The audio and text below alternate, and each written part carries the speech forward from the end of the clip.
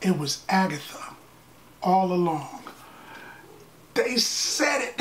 They finally said the word. I've been waiting for somebody to say it, just like I've been waiting for somebody to say Avengers Assemble. Somebody finally said Mephisto. Whew. He is one of the major big bads of Marvel, and somebody finally said his name. And not only did they say his name, they're aware of him. They know he exists. He exists in the MCU. And apparently they've known about him for a while. So, wow. Mephisto. Yeah. This episode was good. They're on their first trial on the Witch's Road. And it looks like they're probably not going to be able to trust each other. They're definitely not going to be able to trust Agatha, Agnes. She's super tripping. I've got a theory. Teen, right? They won't say his name. They're not allowed to say his name because they don't know it. And he can't say it because he has a sigil on his mouth, a spell that prevents him from speaking. That's what this particular sigil is. So he can't say his name. Well, he thinks he's saying it, but the magic is stopping people from hearing him. He tries to tell his story, and the magic sigil across his mouth stops anyone from being able to hear it. At least the witches. Now, what I'm wondering is, if he told somebody that wasn't a witch, could they tell the witches who he was? Probably ain't going to matter because they're going to figure out who he is sooner or later. I'm thinking everybody is saying that he's got to be Wanda's son, Billy, Wiccan. He's a magic dude with very similar powers to the Scarlet Witch. His twin brother has very similar powers to their uncle, which is Wanda's twin brother.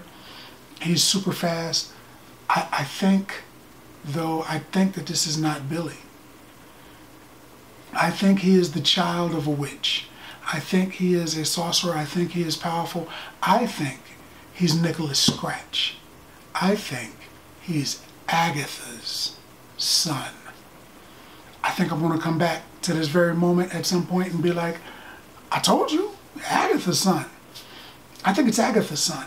You know, he came looking for Agatha, and he was able to remove the Scarlet Witch's spell.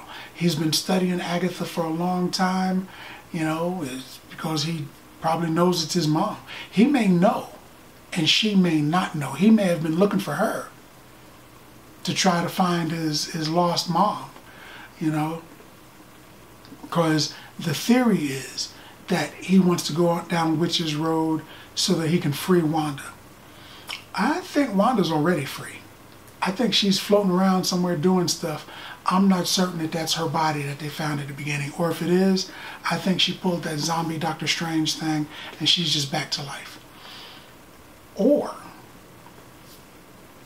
my first theory, this is Nicholas Scratch, the son of Agatha.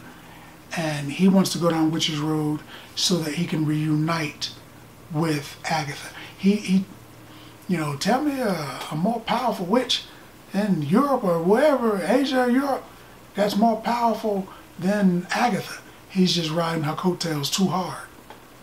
Too hard. You know, if it was Billy, he'd be riding Wanda's Maximoff's coattails. And he's not, you know.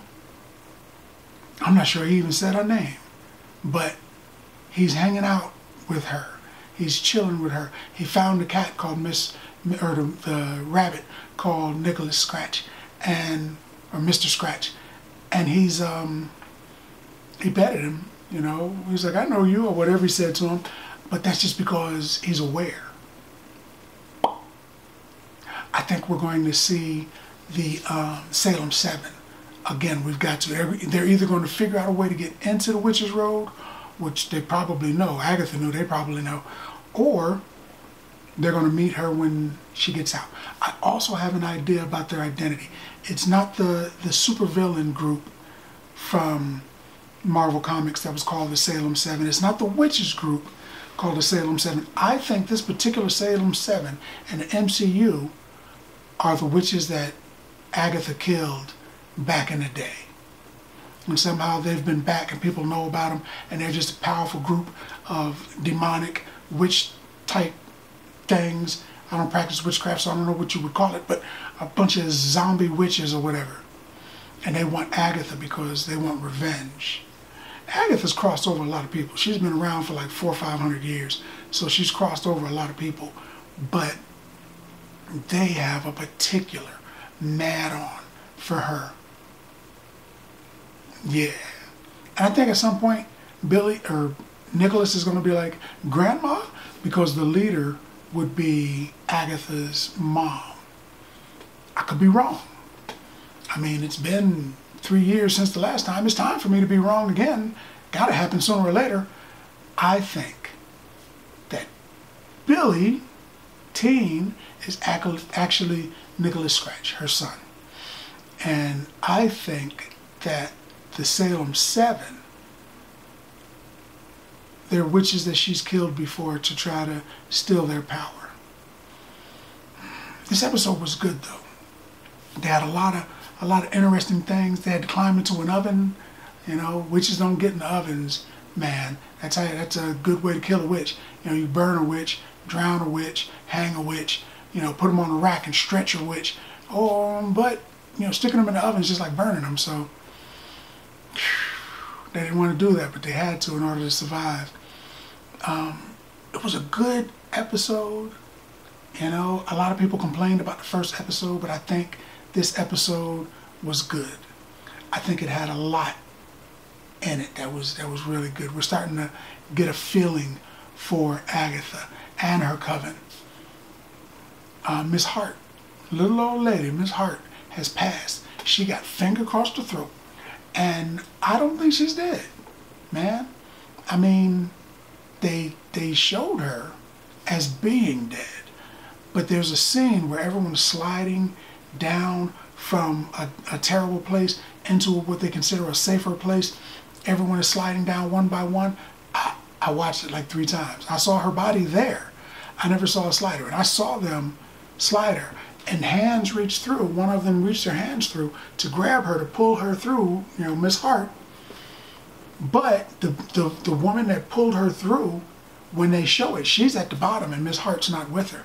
So I don't know how she magically got to the bottom of that little slide, ravine type thing. Reminded me of Romance in the Stone, sliding down. This turned out to be one heck of a morning, sliding down that thing. I don't know, man. Something's going on. Something's going on in the background, man. I'm wondering who the mystery doctor was. Everybody sees they're high. They're on a hallucinogenic drug that makes them see something terrible from their past. And the potions, which sees this dude in a doctor's gown, scientist's gown, and she's terrified of him. Later she said he stole my magic. Has she been around for 50, 60, 80 years with no magic? Because even, I mean, they don't have magic, so you gotta wonder what happened to their magic. The kid, teen, tells them that they don't have their magic powers. They have to analog their powers, meaning that they have to use a previous type of tech. Right now, they can just wave their hands, ooh, and stuff happens. But in the old days, they had to get a pot, you know, a cauldron, and they had to stick stuff in it, and they had to mix stuff up, and they had to maybe say some hocus pocus magic words in order for magic to happen. But now, through the years, they've become so powerful that a simple gesture will do that for them. They can't do that anymore. They actually have to go back to the old days. But she says someone, he, stole her magic. She's also aware of Mephisto. Maybe Mephisto is the he she's talking about. That would be kind of cool. But this next episode that they show, I think, is going to reveal a lot. They don't have a lot of episodes left. So they've got a lot of stuff to get through. I think the Green Witch is going to show up in the next episode. You know, they needed a certain number to walk the road. One of them is gone. Probably not dead, but she's gone. Time for the Green Witch to show up and plead her case as to why she could work with him. And of course, Agatha will say, hey man, instead of killing me, you know, you're on the road, just get the magic back that you wanted or whatever, the Darkhold or the Book of the Dead or, you know, Necronomicon or whatever, you know, book you're looking for, whichever grimoire you need, get that and leave me alone. But I think their problems run deeper. We shall see. But I enjoyed Agatha All Along, episode 3. In fact, I enjoyed it so much that I would give that episode 7 bags of popcorn. Because it's slightly better than the first 2. Slightly better than the first one. But it's definitely getting better. 7 bags of popcorn. Because that's what I think about that. More importantly, what do you think about that? Now that you had a chance to look at the video, let's talk about it some more in the comments. And as always, if you like the video, if you like the content, subscribe. And then like. Popcorn passport. Get your popcorn passport. Popcorn passport.